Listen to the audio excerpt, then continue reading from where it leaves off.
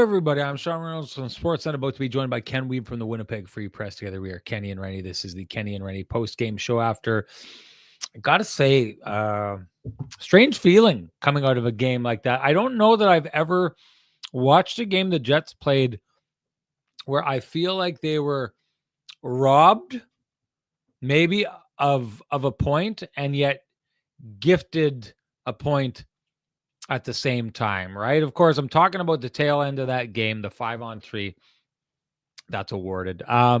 Clearly not liked by the Winnipeg Jets, not liked by Brennan Dillon, who got called for it, not liked by Scott Arniel afterwards. He had said that the first penalty was no doubt a penalty, went out of his way to point out that it was a long way from their own net. Basically, when a coach does that, he's indicating to you that he's not happy with the penalty taken by the player at that time. Neither one, I mean, I'm a little divided on it. Like, I get it. Like, that time of the game, that's a tough call to get behind the net like that with a player that's not really centrally part of the play. Tough call again. Your stick's there. It's one of those, do the crime, do the time kind of things.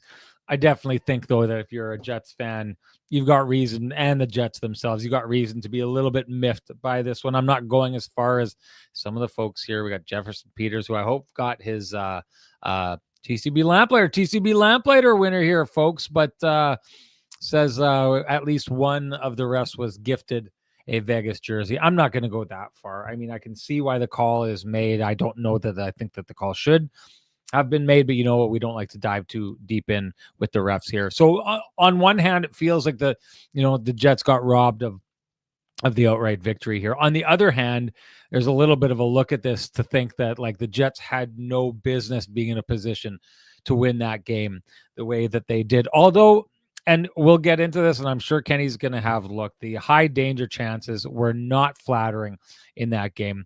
The shots weren't flattering. The puck possession time wasn't flattering. I'll get into it when the show, when we flesh this out a little bit. I actually thought that the way the Jets handled themselves for the most part when they didn't have the puck and when they were defending, I asked Scott Arniel about it. They kept a lot to the outside, and there was a battle on the inside for the most part. Even when the puck did get in there and good opportunities were happening, there was a battle that was happening in there that I kind of liked it. I liked the way that the Jets were playing in that situation. So I don't know. I don't think that this is as bad. Like, put it this way. This, to me, is a better game, even though they get outshot heavily. This is a better game than the win that they had against the Buffalo Sabres a little while back. I like to keep going back to that game because that's just one of those games I just did not like the Jets game at all, despite the 2 points. I thought the Jets were a lot more competitive in that regard. There is a question to be asked here about, the Vegas Golden Knights, and just when a team comes in and plays like that, I thought there was almost an admission from the Jets head coach, Scott Arniel, that, like, the Jets end up playing the exact kind of game they want, being direct, getting the puck to the net against the Boston Bruins just the other night.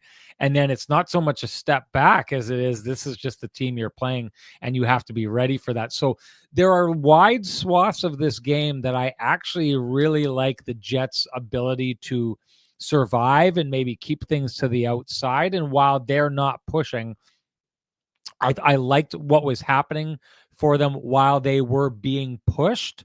That said, that's not enough. You have to push back at some point. You can't be going wide swaths of the game without getting a single shot. The crowd gives the Jets the Bronx cheer in this situation when they finally got a shot after not having a shot for, it was something like 13 minutes or something like that in the second period. This is kind of getting back to the problems. This is a repeating problem we've talked about on this show over and over again. The Winnipeg Jets just not being direct, not getting the puck to the front of the net. The coaches are speaking it out loud right now. But one of the things I do like about this afterwards as well is when we have the conversation with the players. I mean, Josh Morrissey comes out and he says it right off the bat. We didn't like our second period. Dylan DeMello said the same thing. Scott Arniel said the same thing. This, to me, is a remnant of the Rick Bowness era, where the truth serum came out and they weren't afraid to say, yeah, we didn't like it, we can be better, as opposed to the Paul Maurice era, where everything was like, oh, I liked our game and we survived and all this kind of stuff. You know me, I like the truth serum. One of the reasons I like it so much is because for so long on this show, when I would come out and I would speak the blunt truth that no one wanted to talk about, I would take arrows and flaming arrows and catapults and hate from everyone for saying that kind of stuff. But when the Jets say it, well, then people can accept it. It's a little easier pill to swallow when Josh Morrissey admits that they didn't like their game. I can guarantee you, if Josh Morrissey had said they liked their game and the coach had said they'd like their game, there would be a whole bunch of people in the chat room right now taking major exception with me suggesting that the Jets put themselves or maybe were stealing a point here on a night in a game that they probably didn't deserve to walk away with a point. Regardless, it is just, to me, this is a complex game here because of the opponent, because of the problems that the Jets have had with them in the past. Maybe this is one of those games that we talked about, like the Buffalo game, where if the Jets could have snuck away and got 2 points here, even on a night where they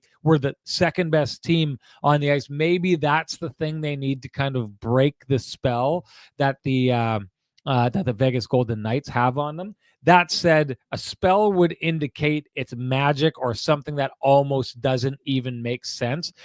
Ken and I are going to break down this game. I don't know if he's going to go in this direction. I most definitely will. There's a reason, and I think it played out here tonight, that the Vegas Golden Knights are dominating the Jets the way they have for a really, really long time. It's a bad matchup for the Jets, ladies and gentlemen. This team is very capable, and the way that they play, I think, really pushes to expose the places where the Winnipeg Jets really need to get better and maybe need to get stronger, maybe at roster additions. But regardless, that's my take on the whole thing. Time to bring in the man with the best music in the business for his take on the whole thing. Here comes Kenny, folks.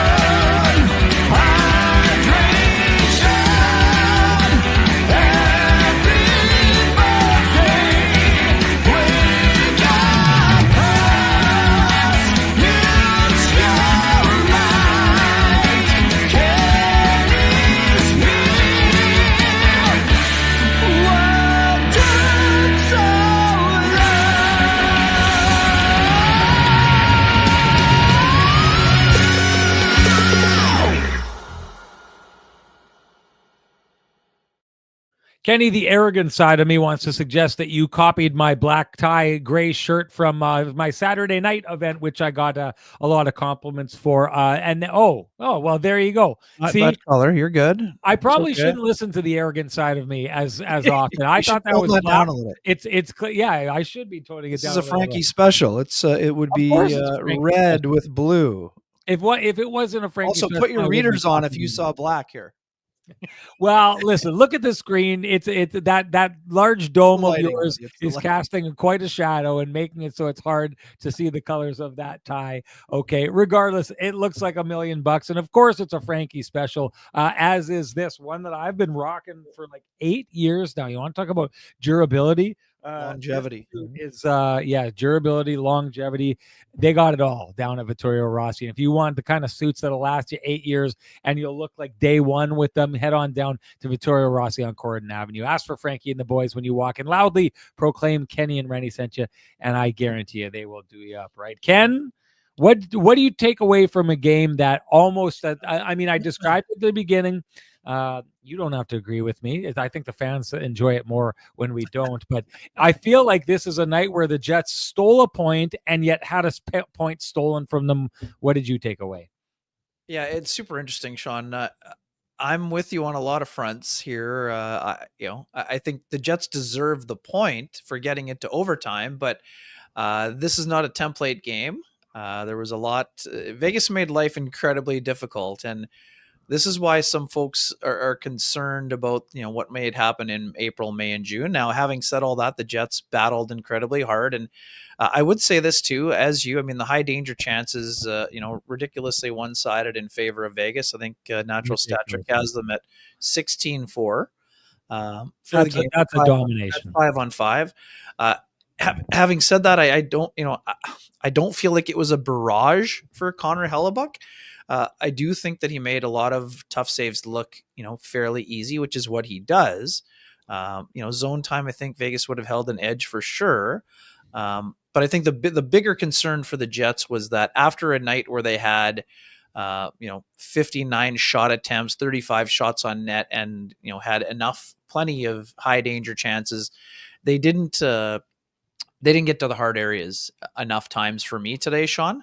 That's one of the things that I took. Now, having said that, Vegas is one of the best teams at denying entries. They're one of the best teams at keeping the front of the net clean, and they're one of the best teams at preventing rush chances. So at least they were tonight. So for me, lots for the Jets to learn in this one.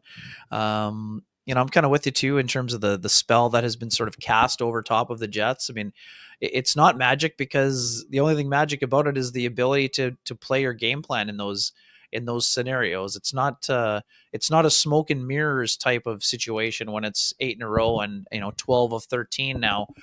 For Vegas plays the Jets hard. They give them difficulty. I mean, Scott O'Neill mentioned that yesterday. So what I would say is that there were concerning. I wouldn't go as far as saying it's concerning, but I mean, we knew this.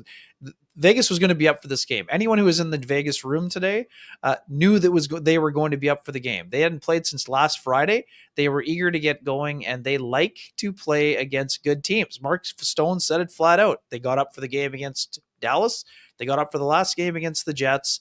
They didn't get up for the Utah game on the back-to-back, and they got blown out 6-0. But Vegas has enough of a track record that says 6-0, shrug your shoulders, toss it in the bin, watch the video and move along. Whereas, the Jets are still learning and playing elite. Vegas is an elite team. I mean, there's no other way for me to put this. The Jets have some elite qualities, but they need to show it over a longer stretch of time and then get it done in the playoffs when it matters most. So I would say there were some things the Jets did well in the game, but certainly a lot of areas they need to improve on. I mean, at the time that Josh Morrissey, got the go-ahead goal, I thought the Jets played well with the lead. They did not sit back, Sean. It was not a massive barrage by Vegas. I mean, you touched on the penalties. I mean, I think that the penalty on Velarde, while probably somewhat unfortunate in some regards, it was a trip. I mean, in real time, I didn't like the call because Kelly Sutherland was standing within 25 feet, 50 feet. He did not make the call. And the back official, Justin Key, did make the call. But when I watched the replay, and you could tell, as you mentioned, when Scott O'Neill goes out of his way to say the first one was a penalty. Yeah. Again, well, not only it was a penalty, but a penalty 200 feet from your own net. That's coach speak. For sure. You can't do that. So the thing is there, again, Velarde did not want to trip Shea Theodore, but he's been in the league a long time. He knows that in that situation, he can't put himself in a position for a tripping call to be made there, right? I mean, that's the whole thing about that play. You can't take a penalty in the offensive zone at that time of the game down by 1 because a team is playing with fire, essentially, right? I mean, the Jets penalty kill had some better moments, but they've also I think they've given up a goal now in at least 5 in a row. So you just can't give a team like Vegas that kind of life. In terms of the second one, it was tripping, but I understand where Dylan DeMello is coming from. Sean, you'll know the tone much better than me. I listened to the audio. He was very calm, but it also is, when a player points out that usually it has to be pretty egregious, I'm not sure it was egregious, but, I also would say it was tripping. So as you said, Sean, if that's in the second period, no one's up in arms if that's called tripping, right? Right. But the fact that it's called in the last 2 minutes or so, gets people fired up. And hey, it's an unfortunate penalty. I mean, Dylan DeMello is right. He's seen guys do worse and there not be a call. But I mean, the player was also tripped. Like it wasn't that he stepped on his stick or anything else. So again, the folks saying that the Jets got totally jobbed by the refs. I mean, I'd be careful with that narrative because, it was definitely a factor in the game, but they didn't lose the game on that play. And, they only gave up the 1. And Sean, the scary thing for Jets fans who might not have looked closely enough, if Hayden Fleury doesn't get his stick on that Victor Olofsson shot on the 5-on-4, they lose in regulation and get nothing.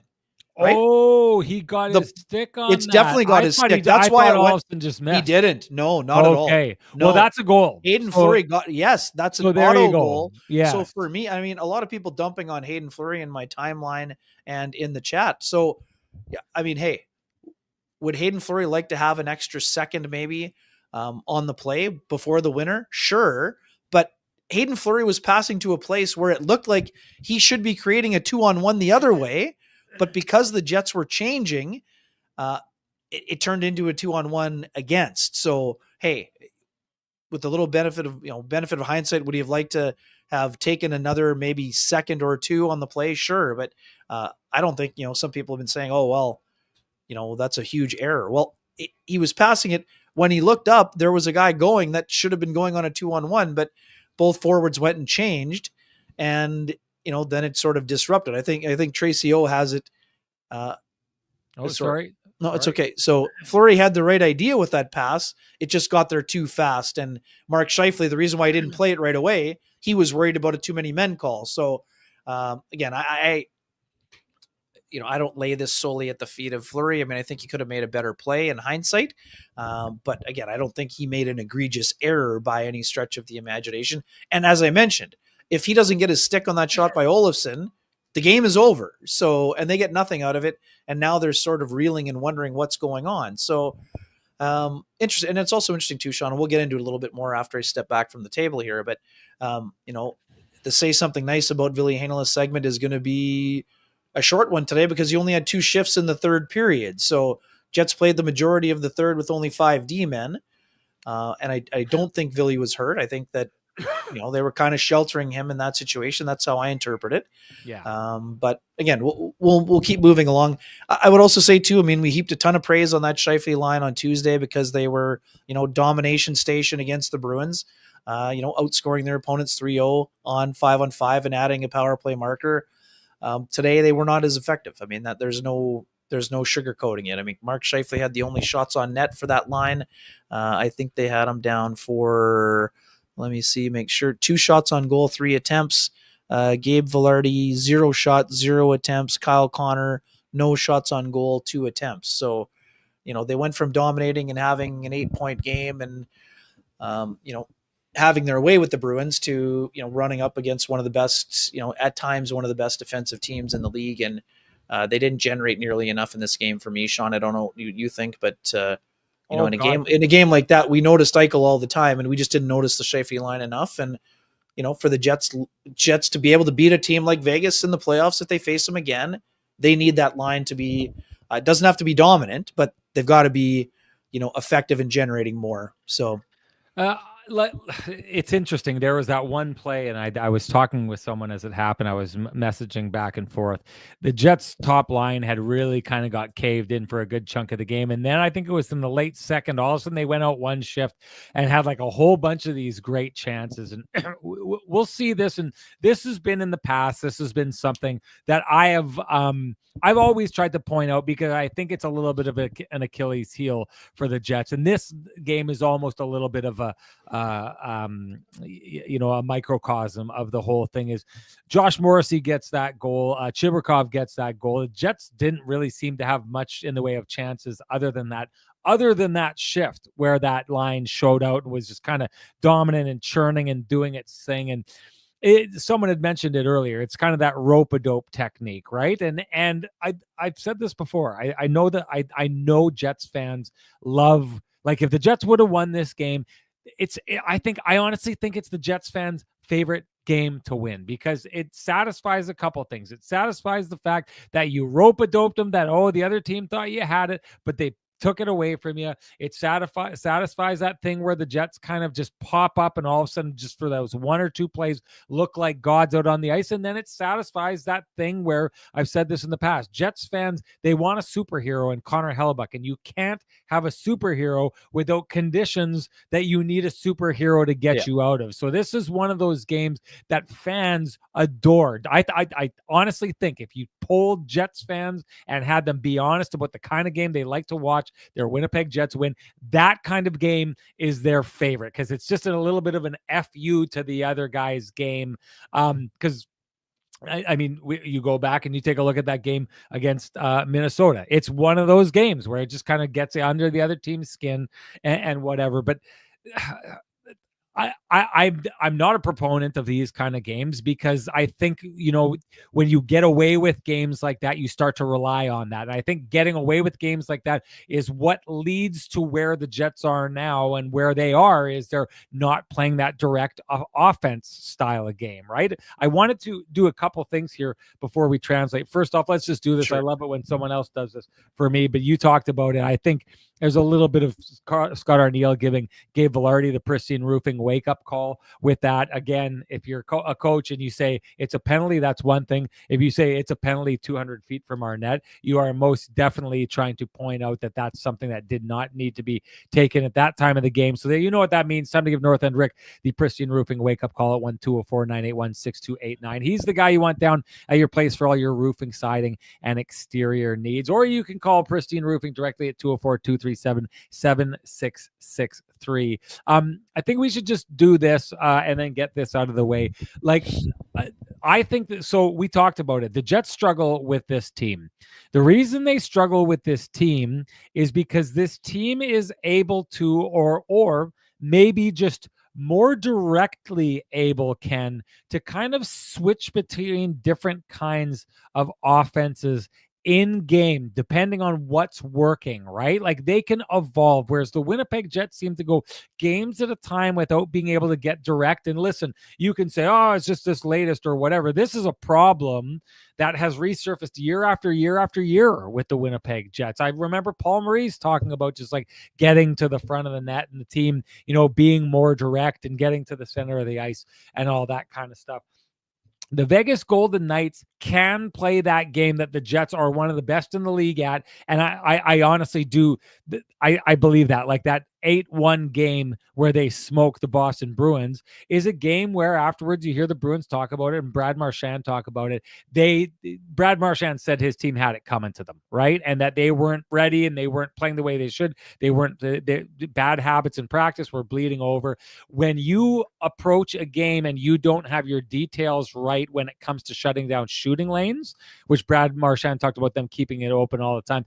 I think the Jets are top 3 team in the league, maybe the best team in the league at exploiting shooting lanes. And I think that you saw that at the beginning of the year when teams are trying to figure out how to shut down those shooting lanes. The Jets look absolutely razor sharp if you are going to let them have those passes. The problem with being a team that relies heavily on that kind of offense is when you get to the playoffs, those shooting lanes start to disappear. And when you get deeper in the playoffs, really, really good teams just do not allow that kind of offense. So you have to find a different way. The Vegas Golden Knights, Scott Arniel talked about them, the kind of team they've won recently. He brought that up numerous times, Ken. One of the things that means is on a night like tonight where you can have that kind of offense, but the Jets really weren't allowing it. Well, they start to alter their offense in a way where they just try to like push it to that front of the net and then you just slash that puck in. And then, if that's not working, well, they can grind you the way that the Jets do, where they hold you in and then try and get you to create mistakes. And that's what happens on that second goal. The first goal, in hometown boy, Keegan Colasar, boom, is putting that in the back of the net. The Jets need to have this. One of the things, if they want to succeed in the playoffs, they need to be able to kind of go from one offense to the other. Last year, they had 2 very significant ones that I remember, Ken, was this kind of finding the shooting lanes and scoring the way that they were. Well, sorry, I'm going to say 3. That shooting lane that I just think exists between Mark Scheifele and those guys. The leaning on guys, turning over the puck, and then low to high, getting it to the front of the net. Think of Nino Niederreiter's goal from a couple of games ago, or Adam Lowry gets a lot of these, the kind of goals the third line scores, but also the kind of goal that the first line scores when they are on their forechecking game. And then the third kind, which they were really successful at last year, they've been somewhat successful lately. It's the one we've been calling for over and over again, Ken, but get the puck to the point and just start getting some shots in on net, get guys in front, get some tips, get some chaos. The Jets have had success there. I felt like they didn't try that at all tonight, Ken. Well, I mean, 4 shots on goal in the first, and 2 of them were on the same sequence when they scored. Yeah. Right. Nemestikov shot and Chibrikov goes to the net. Outside of that, they had 2 shots on net. Then they almost went an entire period without getting a shot on net until Neil Pionk has the wrist shot from the point. So I don't know. It's interesting. I mean, they weren't giving up a ton at times in the second period. I know the shots were only, 3 or 4 nothing, but it was just a strange middle period. And again, after the Jets got the first, I don't think they sat back, but they didn't attack, Sean. They have to go into attack mode. And it's funny. I mean, my theory on this is simple. The Jets got burned off the rush. They gave up 7 rush chances and 3 goals in the first game when they lost 4-3. Today, they were so worried about not giving up rush chances that they were way too passive in the way that they played. And offensively, they really didn't attack at all.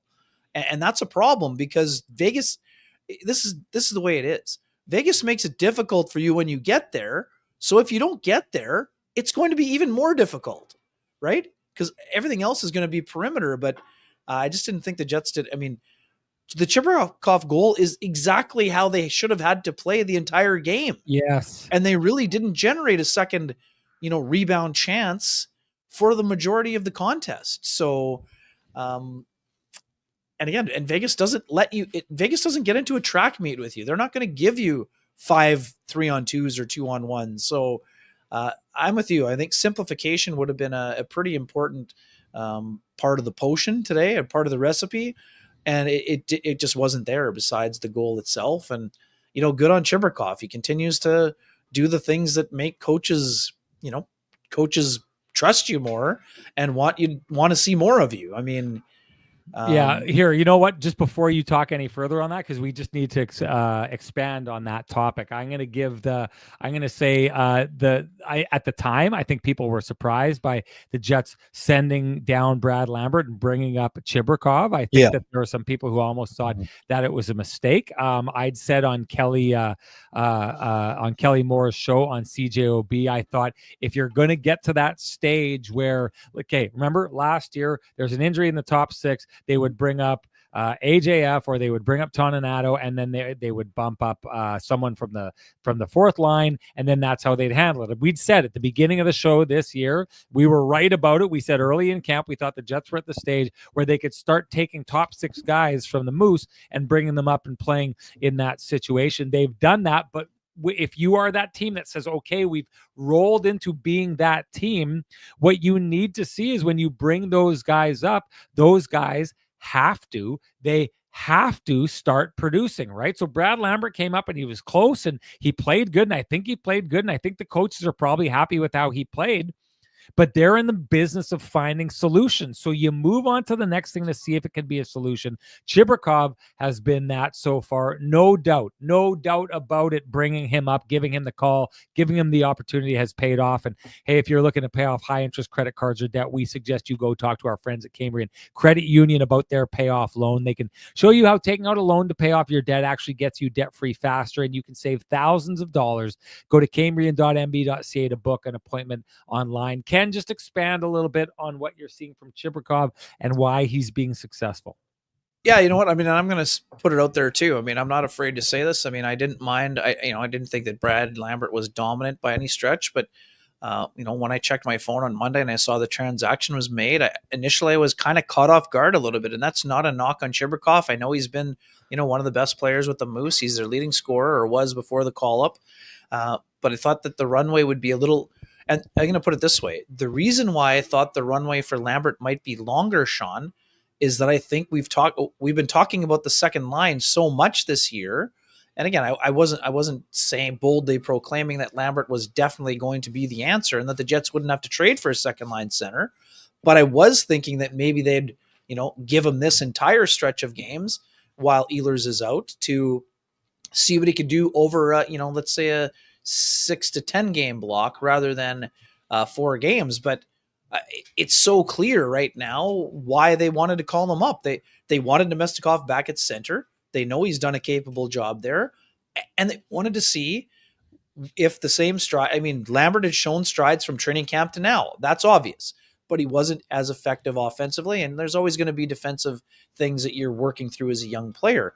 It's easier to hide some defensive things when you have a player on the wing. So Chibrikov comes up. All he's done is score twice, add an assist, and he's involved physically. He's out laying out and blocking a shot in the first period. Sean, he's getting involved. I mean, there certainly was one play that may have been certainly looked like boarding on Dorofeev. I don't think that he turned. He definitely didn't turn, but he gets right back up. He doesn't lay there and flail around and try to draw a penalty. He gets hit, he gets up and gets going. So I love that about him. So, I mean, I've loved what I've seen. I'll stand by what I've said before. I still think that he's probably a year away from being a full-time NHLer because he needs to get about a half step in his skating. And once he does that, Sean, I think he can immediately be a top 6 player with the Jets. I don't think he can be a top 6 player for the next 3 or 4 months.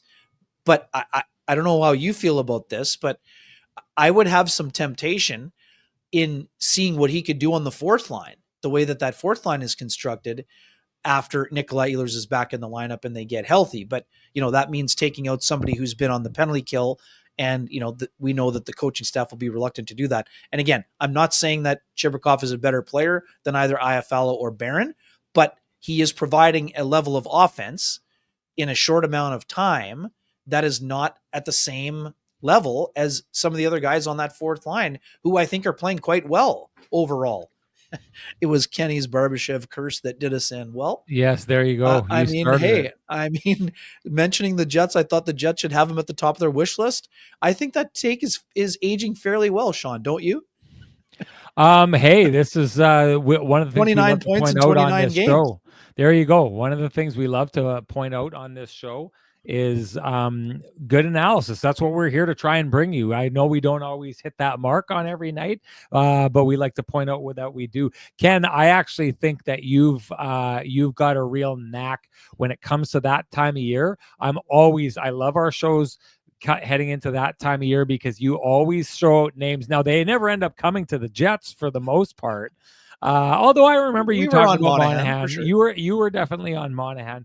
But there's a lot of players out there that you've thrown those names out. And in retrospect, if the Jets would have landed those players, it's like, Bushnevich was a guy that you were really on last year, that if you watch those guys play, absolutely great player. Ken is, when it comes to that, Ken's got a little bit of the old hockey scout in him. He's probably comes from all those years of being in the rink and eating fries and coffee in the up in the stands. Hey, that's half the job right there. So Ken's got it all figured out. I'll say this. I want to talk about Chibrikov before I go, and a couple comments that were made here. I don't know that there's much I need to add on what you said. I think you cover that off. I will say this. Time for Fishing says Chibi had a lucky bounce tonight. This is very clearly in hockey. When you head out and a guy is on that far wing, you put yourself in a spot so that if he shoots it off the far pad, it's going to go in an area. It's an area pass.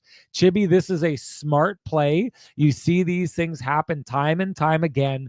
It's not a lucky bounce. This was a very purposeful attempt. Now, I'm not saying that this works every single time. Some goalies, actually, there was a really good play I saw, Ken, last game that the Boston Bruins tried to do the same thing with Connor Hellebuck, and he did this weird angling with his stick where he redirected it straight to the corner, bounced at about the goal line, and was a perfect pass bounce off the boards for the Jets defender who is coming behind the net and picked it up in stride and exited the zone. I mean, some goalies will handle it like that, but if you're a goaltender, you have to respect that it's Nemesnikov who shoots that puck, right? You have to respect that Nemesnikov has the ability to go short side. You have to watch for that. So you have to stand up as a goaltender. You have to protect the top of the net. So what it means is if you then shoot for that low post the way that he did, the goaltender is probably going to make the save. He's not worried about the puck going in, but it makes it extremely hard for him to control where his rebound is going to go and the natural angle. Just like if you were playing pool on a pool table, if you put the ball in a certain spot, it's going to bounce off in a certain spot. Unless the goaltender really, really handles it well, that's a very common play. So Chibi was exactly where he was supposed to be. And then sounds like an ice fishing take right there. Hey, let's do it. Let's do it right now. time for fishing. That is a nice cold take, which gets you an invitation into my hot tub in the backyard, because there's no such thing as a cold take in an Arctic Spa's hot tub, especially the one that comes with the Spa Boy package like mine has, which is why you need to get here and get into that hot tub. If you don't want to come to Renny's place, I don't know why you wouldn't. I'm a great host. But you could also go on down to Arctic Spas and talk to my boy Dustin there if you were interested in melting those takes on your own. So for the kind of hot tub that does everything shy of being Kenny's hot tub time machine, go see my boy Dustin down at Arctic Spas. To close out the Chibi conversation, T. Will says, Renny, is Chibi making himself impossible to take out of the lineup? The answer to that, the short answer is no. But Ken, I like the idea of this. I like the idea, and someone said it earlier. I forgot to mark it. I should have. It was a really good comment. I like the idea of, if Nikolai Ehlers comes back into the lineup, if Cole Perfetti goes through these long cold stretches, and all those people who were talking about it being, I remember people were trying to define him as a point per game player last year, taking that swath of games where he's a point per game player and ignoring those times where he just entirely went to sleep. I like the idea of Chibrikov maybe popping in for a game here or there in place of Cole Perfetti, and Cole Perfetti either going down the lineup or maybe watching a game from the press box to watch a young, hungry guy who's going to those kind of places on the ice. Like, this to me is, hey, what if you don't have internal competition, you don't have a lot. The Winnipeg Jets for years have not really had competition within their top six, and the fact that you lose a guy, Nemestikov being there, means it's hard to generate that.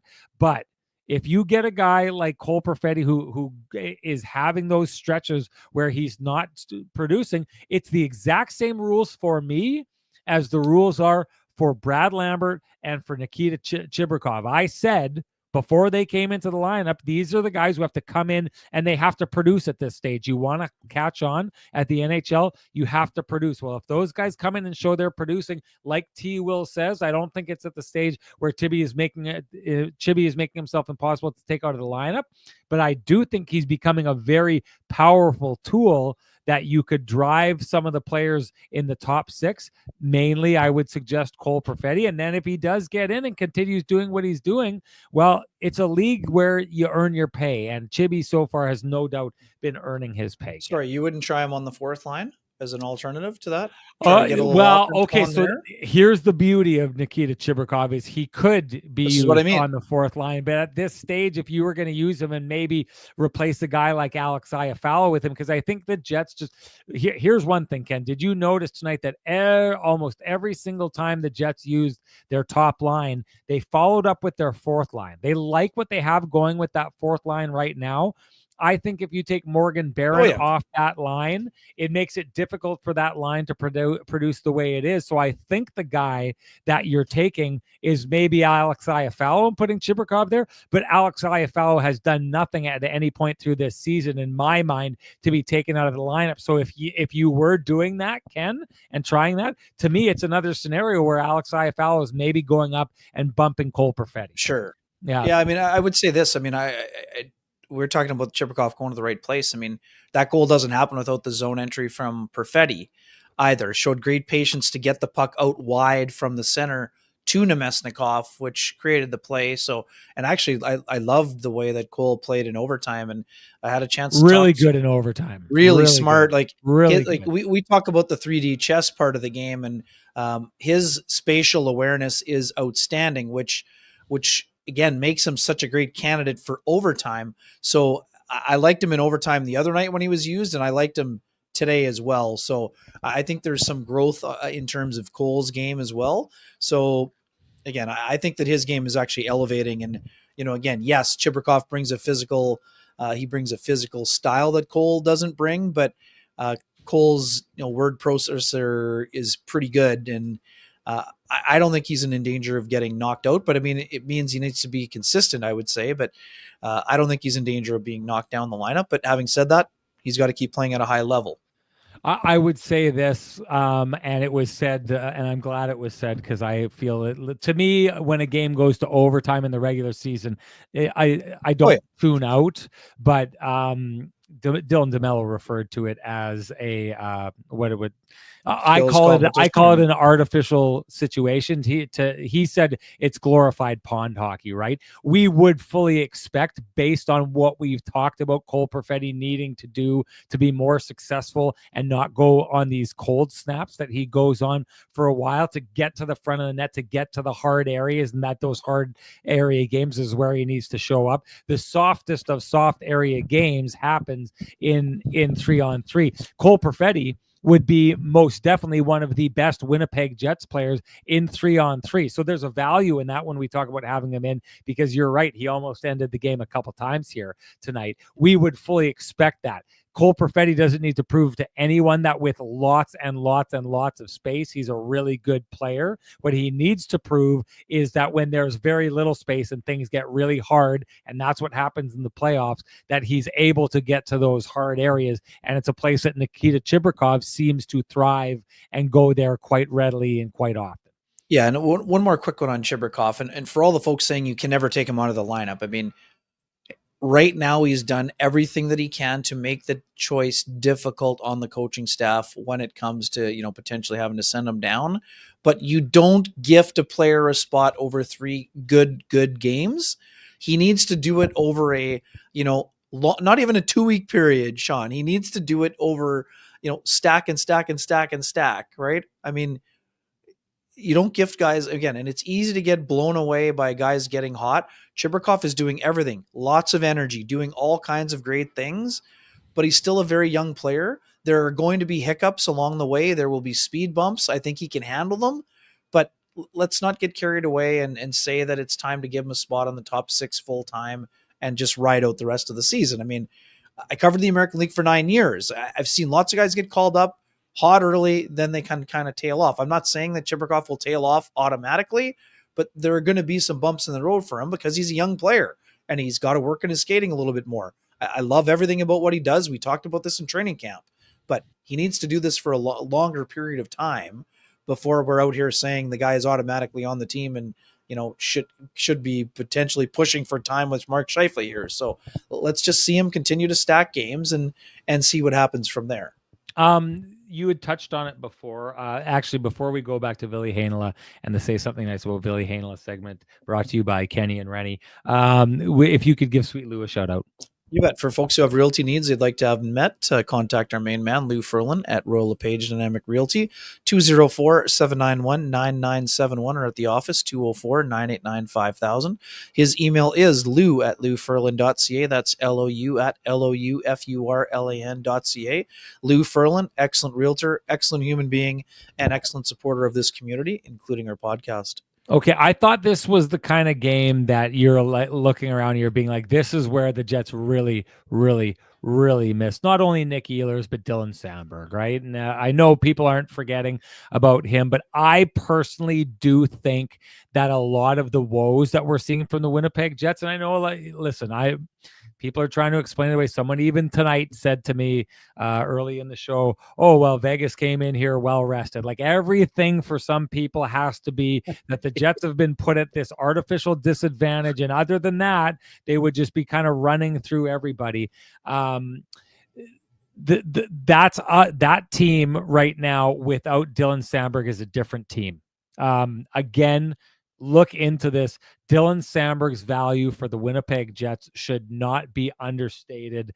When it's time for him to negotiate a contract, I hope his agent is grabbing clips of the Kenny and Renny show and bring out the stuff that we're talking about, because a game like this tonight is exactly where you need him. He makes the Jets a lot better and a lot less exposed to what the Vegas Golden Knights do. But the Vegas Golden Knights are a team, like I said, they can play fast, they can play off the rush, they can snap it around, they can find passing lanes, and they can just hold on to that puck. And you could see there was a bunch of times, Ken, where the Jets with other teams, and I saw it with the Bruins, a Bruins player gets the puck and a Jets player gets right on him right away. And so that Bruins player is trying to quickly move that puck because the defenseman is closing in on them. How many times did you see, Ken, that the Vegas Golden Knights player had the puck and the Jets player came in and he just didn't move the puck at all and just absorbed the Jets player's check and just held on to it? Like the patience that they have, the confidence that you just can't get the puck off them. That's what makes that team really tough. That's why a guy like Dylan Sandberg helps, because he's big, he's strong, he's great with his stick, he's smart, he's good at denying the puck. I thought tonight was a night where there was a number of times where Ville Heinola just looked like a guy skating helplessly by his guy, trying to deny passing lanes, trying to stick with it. But I'm not at all surprised that his ice time got cut in that last period, because I think it's just a decision made at that point that a guy that size who plays the style of game that he plays is just not that effective defending against a Vegas team that just looked intent on holding the puck in the Jets zone for the vast majority of this night. Yeah, no doubt. And again, everything seems like a referendum. It feels like every. That's what Kenny and Renny is. Let's rename it the Kenny and Renny referendum show. That's what we'll do every night. and again, this is not a knock on Heinola. I think there have been times in his game that he's been very solid, but someone in here said that he was one of the best defensemen on the ice today for the Jets, and I don't know how. I mean, under what scenario is that accurate? I mean, I didn't dislike his game, but Ville had 15 shifts for 12:04. He had no shots on goal, no attempts, 2 hits, 1 blocked shot. I think he's not getting, beaten a lot one-on-one. That's good. But Sean, Ville Heinola is an offensive defenseman. I don't see him driving play. And again, this is a guy just coming back, so I'm not surprised that he's not driving play. But for people to be saying he's been one of the best Jets defensemen, under what grounds? I don't see it. He's not getting involved in the rush. He's an offensive guy. But again, his job right now is to show that he can defend. So I'm not knocking him for not doing it, but for people who think that he's ready for top 4 minutes, I mean, that's wake up territory right now. Yeah. So Heinola is just finding his way, and that's okay. That's part of the deal. That's part of the job. But to be going crazy over him not playing, I mean, it's just not accurate. He's not ready for 20 minutes in the game at this level. Now, a lot of people saying, oh, well, people are blaming the partner. I mean, just quickly, I mean, this has nothing to do with Heinola, but I mean, on the Keegan Kolesar goal, which, as you mentioned, Sean, great shot by the Manitoba product who loves playing in this place. Oh yeah. I didn't particularly like the pass. It was a little bit in the feet of Kyle Connor. He did handle it, and then the turnover happened. But I think that's a shared responsibility play. I don't think for the people going crazy at Stanley. I mean, I didn't love the pass, but Kyle is an elite player. I mean.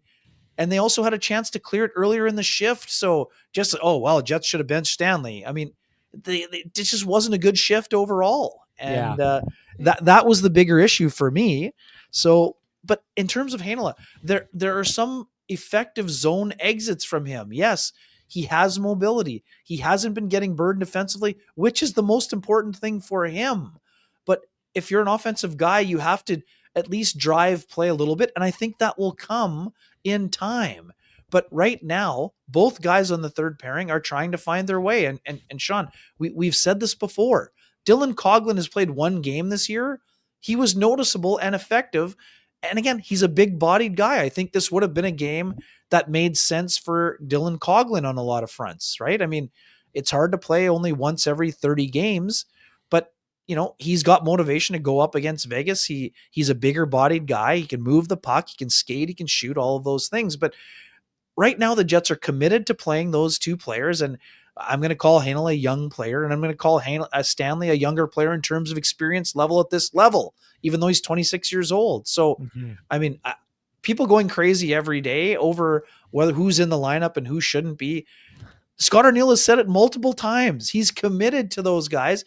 Now, again, they're going to have to show they can do it.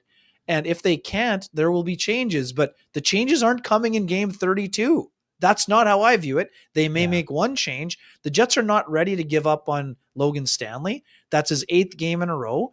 They want to see if he can do the job. And if it means some things happen during games, mistakes happen to all players.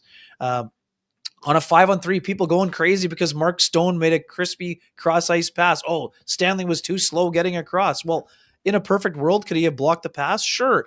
But it's a 5-on-3. Mark Stone is one of the best passers in the NHL. So ripping on Logan Stanley because Mark Stone found a guy on the back door in a 5-on-3, you're grasping for straws here, folks. If you didn't like the pass to Kyle Connor, absolutely. I'm the same way. Didn't love the pass, but you don't bench a guy because there's a pass in the feet. I mean, Logan, people saying, "Oh, why was Stanley on in a 5-on-3?" Logan Stanley, one of his best qualities is the ability to clear the puck on the penalty kill. If he can't play on the penalty kill, he can't play in the game. Right. For me. Well, and add to that it's clear, like people asking about that, it's clear that the Jets are prioritizing, because again, that's a spot where they missed Dylan Samberg. Oh, but absolutely. even they would use Samberg and Stanley when Samberg was in the lineup. They prioritize having big, rangy defensemen to try and shut down mass. Like they build their strategy out of having a large guy who is capable of shutting down a wide swath of passing lanes. That's why he's out there. I'm going to say this. Our good friend Dave Cameron, who does a lot of work with the Winnipeg Jets Hockey Academy and, trains the Jets when they come to town. One of the things I saw him put out there one time was like, in practice, train to take bad passes. That's what makes good players. A lot of times you're just getting a puck to an area and it's the responsibility of that player to take care of it. I know it's not the best pass to Kyle Connor, but to Ken's point, there needs to be some ownership of Kyle Connor had an opportunity to settle that puck and get it out. You're talking about a guy with great hands. We've seen guys like Gabe Velarde do that in the past, where he takes and he corrals things because he's got those great hands. If there's someone on the team who has that capability, he's one of those guys. For me, the biggest part about that goal is after he loses that puck and Keegan Colasar goes and shoots that shot. If you go look at that rebound, Kyle Connor kind of just sits and leans against the boards and gives up on that play. And then all of a sudden seems to realize, wait a minute, it's my job to put back pressure on. And he just suddenly, you can see it in his body language, he stiffens up and lunges for the puck with his stick. And Ken is that close to knocking the puck off Keegan Colasar's stick before he shoots it into the back of the net. If he doesn't have that moment where he gives up on the play, that's not a goal.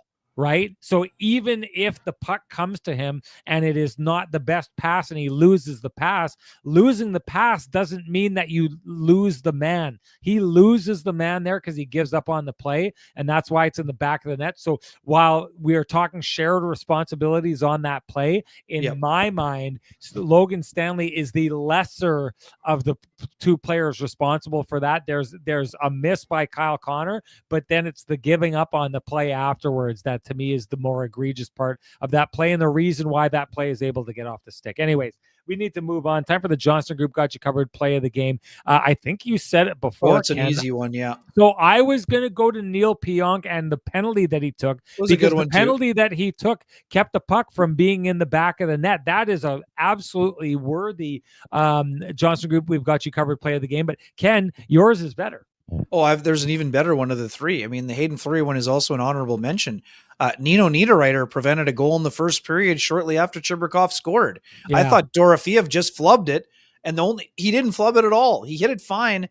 Nino Niederreiter absolutely got his stick on the puck and prevented it from going, bar down. Essentially, he took enough off the shot by Dorofeev that Hellebuyck got his stick down or leg down, made the save, and then he had to make a second save in there. But to me, the Niederreiter stop was impressive. The ability to block the shot. I mean, Pionk's was absolutely a great play also, but it was Dorofeev was everywhere. He was involved in all, two of the three plays there.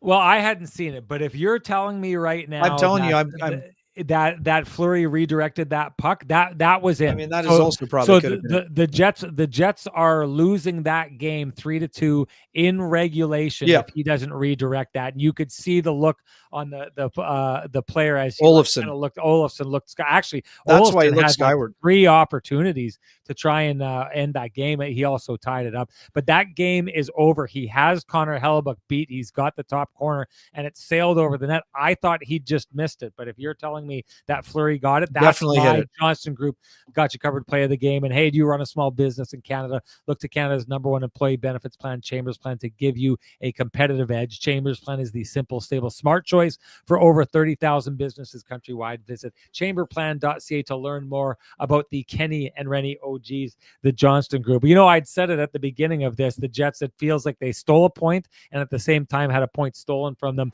Maybe Fleury is like the guy who is like the perfect, embodiment of that, because the Jets do not get a point in this game if it's not for him, but he also plays a significant role in them not winning that game in overtime. All right, moving on to the keg save of the game. What do you got? Oh, man, the one at the end. And again, we talk about Keegan Kolesar, who we both have a ton of respect for, Sean. The pass he makes to Tanner Pearson is obscene on the backhand. Great patience by the big man. And Tanner Pearson's absolutely robbed and tight by Hellebuck. Honorable mention, the backhand sauce that William Karlsson makes to Brett Howden for the redirection. That one was right up there for me. Hayden Hill made a couple of beauties at the other end as well, but Hellebuck on Tanner Pearson, and Pearson had, a ton of shots on goal and dangerous scoring chances in tight.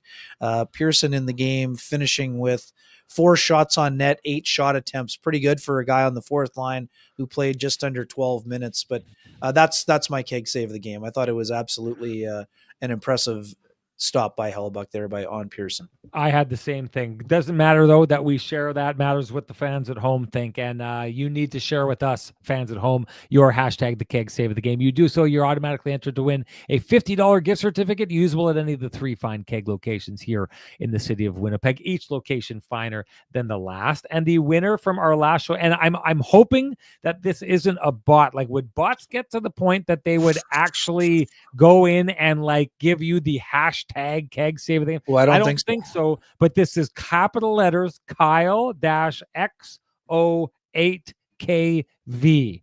Kyle, that your name got drawn in the old random number cruncher there. So Kyle at Kyle-XO8KV. You know what to do. Direct message me at SN Sean Reynolds. Send me your full name. Send me your email. I will have the fine folks at the keg send you a gift card for $50 usable at any of the 3 fine keg locations here in the city of Winnipeg, each location finer than the last. I'm going to do this, Ken, just quickly before we move on, because it was asked for earlier in the show. Let's make this a late breaking Sean's Headband version of the Kenny and Renny show.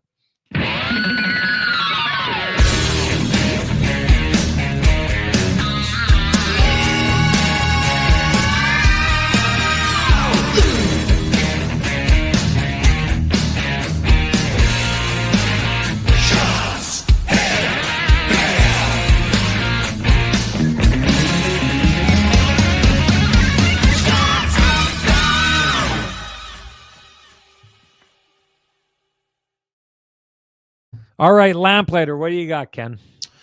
I mean, we talk about repeatable goals all the time, and I mean, Chibrikov is one that I like everything about the goal, from the zone entry by Perfetti to the smart low shot by Nemestikov, the shot pass. I love the fact that Nikita Chibrikov drives the net and buries it for his 3rd in 3 NHL games. But I'm a fan of the clapper, clap on, clap off the clapper. Josh Morrissey, just an absolute rocket ship off the crossbar and in, giving his team the lead. I think that was that's my lamplighter. Even though, again, I appreciate everything about the Chibrikov goal, but for me, I'm once in a while, I don't mind if you tickle the roof at the wind up, and Josh Morrissey absolutely blasted that rocket home for his 3rd of the year. That's my lamplighter. Yeah, you know what? I'm the guy who is always talking about repeatable goals, and I don't know that you can pull that shot off more than once or a couple of times. But man, oh man, that was a gorgeous shot. And you know what I loved about it? It had those kind of in a game like that, Josh Morrissey. Remember that game against St. Louis a couple of years ago when they were? Oh, totally, yes. And Josh Let's effing go. scores that goal, turns around, says that to the crowd, gets going. It had those kind of vibes. Josh Morrissey is just, we've said this. It's funny, Ken, we don't talk about him enough on this show because it's just become so commonplace how stupidly good that he is, that it's just hard to talk, because it's like he's just consistent at like one of the best players in the league, and just consistent and just rolls along and contributes and is always kind of pulling on the rope. So good that we're able to have an opportunity to give him a shout out for the Lamplighter, because that goal was just sickening great. Unbelievable. That's our Lamplighter. Doesn't matter what Ken and I think, though, even though we seem to be agreeing with each other lots lately. Share with us your TCB Lamplighter of the game. You're automatically entered to win a frosty, delicious 8-pack of Lamplighter Amber Ale, brought to you by our friends at TransCanada Brewing Company. If you can't wait for Kenny and I to gift you your 8-pack, you know what to do. Head on down to 11290 Keniston. Join them in their tap room. Great food, great service, great atmosphere, and just a cornucopia of beers for you to try out there. Great. Nice word. Good work. The Amber of the Gods. That's it for us. Five syllable special late in the show. Nicely done. Syllables I count on my fingers. So don't throw too much out there, because I don't want to have to take my socks off right now, Ken. Just quickly, and again, we appreciate how Dylan DeMello has been a great partner for Josh, but a game like this reminds me of why I want to watch Josh in best on best competition with someone like Alex Pietrangelo as his partner. Again, I'm a big Parayko guy, as you know, but I think that Alex Pietrangelo could be his partner. I know there's a chance that they could go Pietrangelo with Shea Theodore, who was also spectacular in this game and assisting. He was really good. He was excellent. He was really good. Pietrangelo's game, and that, like, he just has that meanness element that very few players in the National Hockey League have, but he still has all of the offensive capabilities and the defensive capabilities. So he's a throwback. I like, there's some, again, I love Chris Pronger. There are some Pronger. He's not as mean as Pronger, not even close, but there are some Pronger-like qualities for the modern player. He's got some Pronger-like qualities to him. And I'd love to see those guys playing on a pairing. I mean, I asked Bruce Cassidy about Josh a little bit, and he's really respected the way that he's grown out his game. And, the fact that he definitely could be playing that kind of shutdown role for Team Canada. And that will mean that he has one of Pietrangelo or Parayko as his partner. Yeah. Throwback guy, you said it. Chris Pronger couldn't exist. He's one of right one now. Chris Pronger, to me, I think is one of the, like, when you talk about impactful defensemen who can kind of impact every part of the game, like Larry Robinson, I think is right at the all time. And it's so interesting, Ken, when you talk with guys like, I spoke with John Garrett a little bit, and we were out for a couple drinks after one of our games, and Larry Robinson came up, and the way that guys who played against Larry Robinson talk about Larry Robinson, it's just something else. I love hearing those stories. Pronger's like that. You're right. He's a version of that, and a guy for Team Canada. Or even if you remember, Ken, that year that they won the cup and they had that kind of crazy stuff happen with the Oilers, right, in that series, and you saw that meanness come out in him. Big, rangy, smart, smooth, always makes the right play, offensive capabilities. He's a guy that, like, Ken, you want to talk about a guy, if you remember back in the day, we were really, really advocating for the Jets to try and pick him up when it sounded like he was going to be losing St. Louis. Imagine what the Jets would have been like these last years, all these years, if they would have had him patrolling the blue line. But phenomenal player. He's going to be great. This night kind of got me excited, Ken, for the Team Canada part of things, because you saw Aiden Hill out there. You saw Josh Morrissey doing his thing. Stone is obviously great. Theodore, I thought, was like kind of snuck up into being the best player in that game at some point. And like you said, Petro is just like absolutely. It's why I had to ask Josh after the game. And I knew what the answer to the question was going to be. I knew it's like, as a player, you can't focus on that.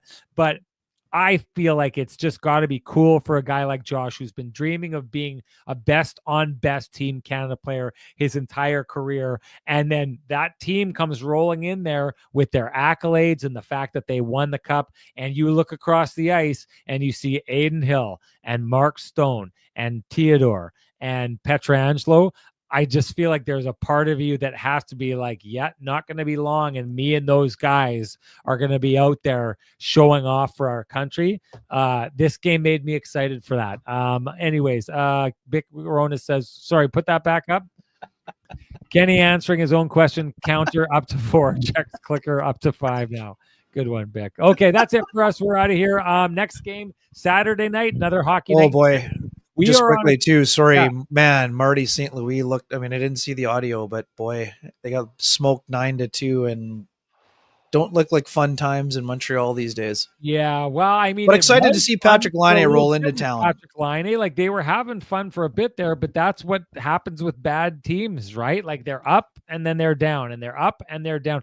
And speaking of being up and being down, Cranley says Seattle beating Boston 5-1 should put the Jets win versus Boston in perspective. Cranley, I'll say this, and I said it before about earlier in the season when the Jets played, and you know who I would actually throw in this as well? That Jets game when they played the New York Rangers. When you go play a team like the Jets that plays a really structured style, good teams like you saw tonight with the Vegas Golden Knights will play hard against that. But teams that have some chinks in the armor, the Jets have the tendency at times to expose those teams. And sometimes when you expose them to the degree that I think the Jets beat Columbus the first time 6-1, Ken, and then they went out and I think they lost the next night 7-1 to Washington. Like, teams get their confidence and their belief challenged.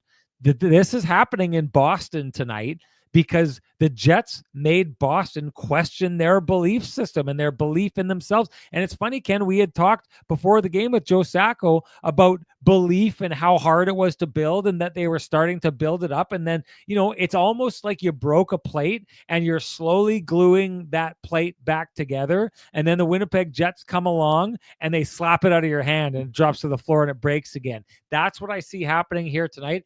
That's what I see the Montreal Canadiens come rolling into town is going to be. After having a beat down, you're going to see the Montreal Canadiens basically are right now on the floor gathering up all the shards of the plate. And when they see the Jets, that's when they've got the glue in their hand and they're getting ready to start glue a couple pieces together. They're vulnerable. I would expect the Jets are going to take advantage of them. That's the early call I'm going to make on that. I won't be able to talk too much about it in game because it's a hockey night in Canada. It's going to be fun here. We're on a stretch of, I believe, 6 straight hockey night in Canada weekends. I don't think I can tell you right now, Ken, I've never had this before since I took this job. Got Montreal this week, Minnesota the week after that. First game after Christmas is Ottawa. Then you've got Detroit coming rolling into town. The next one, I believe, is the Colorado Avalanche. The next one after that is the Calgary Flames. So fun stretch. Saturday night fever in Winnipeg for a long time here, and I'm very much looking forward to being a part of it, and I'm very much looking forward to chatting with all of you after that.